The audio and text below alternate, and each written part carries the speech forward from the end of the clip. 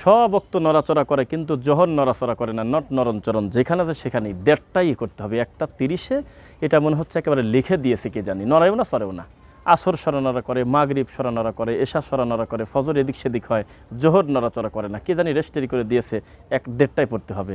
বেলা যখন শেষ হয় 5টায় তখনও, বেলা যখন 6:30টায় তখনও। কে শিখালে এই পদ্ধতি বলেন আপনাকে, কে লিখে দিয়েছে? ওক্ত এসে যাচ্ছে 11:30-12টায়, আপনি 1.5-2 ঘন্টা পরে সালাত আদায় করতেছেন। এই যে বাধ্যগত করে নিয়েছেন জোহরের নামাজের সময়টা 1:30টায়, মাঝে মধ্যে কিছু কিছু জায়গায় একটু পরিবর্তন করে 10-15 মিনিট এদিক সেদিক করে, তবে মোটামুটি 1টার পরে করে, অবশ্যই 1:15 পরে বা 1:30টার সময় করে। এটা সিস্টেমটা কোথায় পেয়েছেন আপনি বলেন?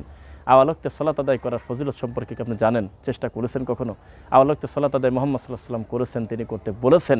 তার কাছে জিবরাইল আলাইহিস সালাম 2ভাবে সালাত আদায় করে শিখিয়েছেন। 1 আওয়ালক্তে, 2 আখেরক্তে। মুহাম্মদ সাল্লাল্লাহু আলাইহি ওয়াসাল্লাম তার সারাটা জীবন